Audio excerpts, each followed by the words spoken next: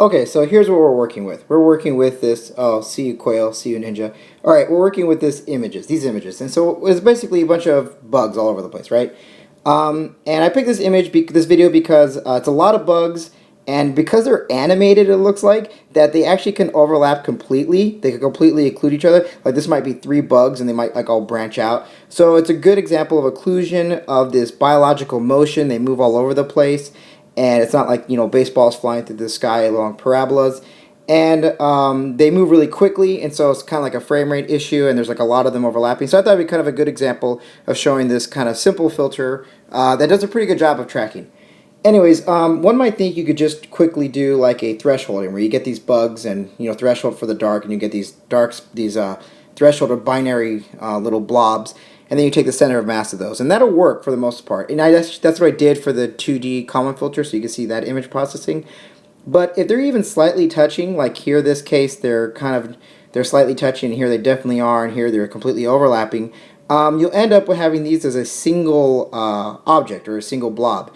Now you could do some morphological operations like erosions and dilations, but that doesn't work so well in this context, at least from how I was using it. And so I thought the Laplacian and the Gaussian would do better and allow us to get these possibly little hills and valleys for something like this, definitely for something like this, and most likely not for something like this. But allow us to clean up the way we process it. But yeah, let me first show you what it looks like in temperature map, a heat map, and then do the Gaussian filter, the Laplacian, and look at all the tracking. Okay, first we're going to look at this in like a heat map color. It's just hard for us in the grayscale to see what's going on. So here's just the same image in heat map. And you can see that there's like all these kind of shadows here. You can kind of see their legs all over the place. And we just want to kind of smooth that out and clean this up and make it more blob-like, so we get rid of all these high special frequency things and kind of blur out some of the shadowing. Okay, and so here's the low-pass filter with the Gaussian filter. And what we get here is we can kind of see like all the bugs are kind of cleaned up. They're much more uniform now, right? These bugs, if you think about this as kind of a bunch of hills and valleys or whatever, these are kind of valleys, I guess, right now.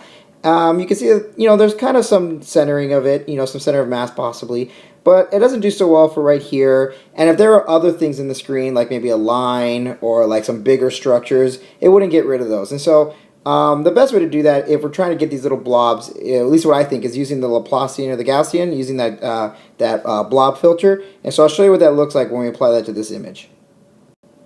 Okay, so up here is the filter, right? So this is looking down on it in the 2D map, and here's what it looks like in 3D. So it kind of does have that like sombrero Mexican hat look. Actually, that's what some people call it, the Mexican hat filter, or when you use a mixture of Gaussian. Anyways, that's what it looks like. And so when we apply that to the image of the right scale, it looks like this, right? So if we had other lines in the image, or we had like big structures or really little structures, it would kind of remove those. It depends on what scale you use, but it does a pretty good job of getting out the blobs of the particular scale of interest.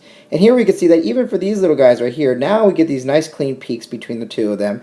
And if we think about this, it's like kind of like a plane with a bunch of peaks, little hills all over it. And here are some two neighboring hills that have two neighboring peaks. And so what you can then do to this image is apply a local extrema finder, basically find all the local maxima.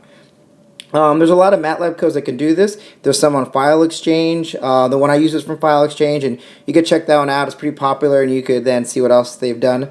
But yeah, basically you just look for these local peaks, and those are going to be the center of mass of each of the bugs, and here's what the result looks like.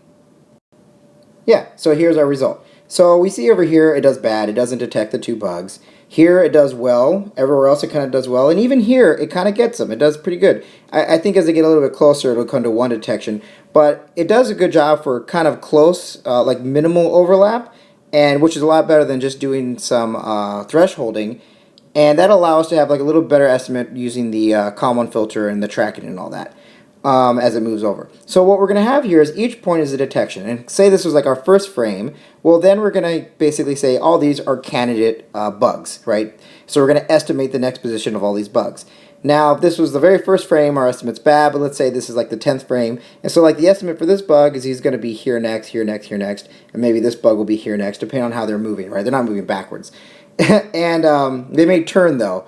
And so what we'll do is we'll apply the common filter to these, get their new estimates, and then try to match those estimates with all the detections we get in the next frame. So we're going to have this giant matrices, cost matrices, that we apply the Hungarian algorithm to. So we'd have all our estimated bugs and then all our detections on this direction, and then try to match them up, right?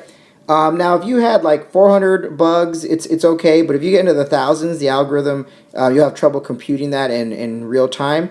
But when I was running this one for this many bugs, it ran pretty fast, so it's not an issue.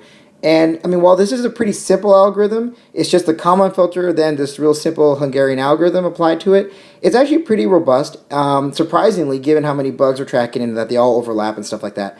But let me just show you a little bit of that tracking and how it works. Okay, so here's just a picture looking at it at the tracking. So here, let's take this situation over here. Oh, let me zoom in on that for us. Okay, there you go. Bye again, quail. Okay, so here's some tracking, and let's look at this one right here. There's a bunch of tracking all over the place. It's hard here because there's a lot of bugs, like 10 bugs overlapping, and they break apart. Like they're literally like on top of each other, and then they break out into like a whole bunch of bugs. It's kind of cool to look, but the algorithm's not so good. But it does pretty good right here. But take, for example, these two bugs. They're about to have a head-on collision if they were real bugs. And this bug's going to go this way, and this bug's going to go this way. And so here's the first frame, and here's the track of where he's been. And then the next frame, they'll show you that. And so here's the next frame, and you can see, so we lost our overlap. Right here, they're definitely kind of considered as one bug, and it's definitely in the halfway through the frame before. And, you know, you see they move pretty quickly right here, right? So if we had more data points between, we'd get a better, more continuous estimate. But so there's a little bit of jumping, but there's definitely no tracking here. But the prediction algorithm says, well, I think he's going to be here next, right? And the same thing with the green one. Whoever's getting the assignment, one of them's going to get it, and then they get their labeling. And so we still have a prediction. What we're plotting is a prediction. And so in the next frame, they're going to move forward one. This is going to move forward one.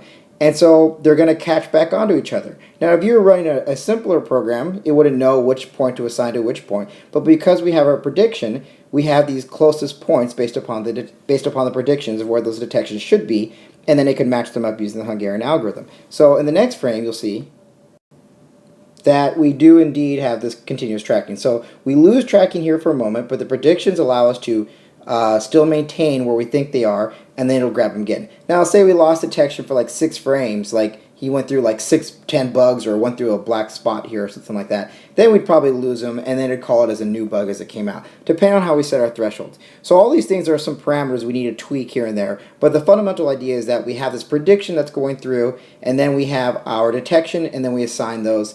And because our predictions are pretty good, and the detections are always pretty close, it does a really good assigning them by and large for most situations. So check out the next video for the MATLAB implementation, and remember to subscribe. Okay, see ya.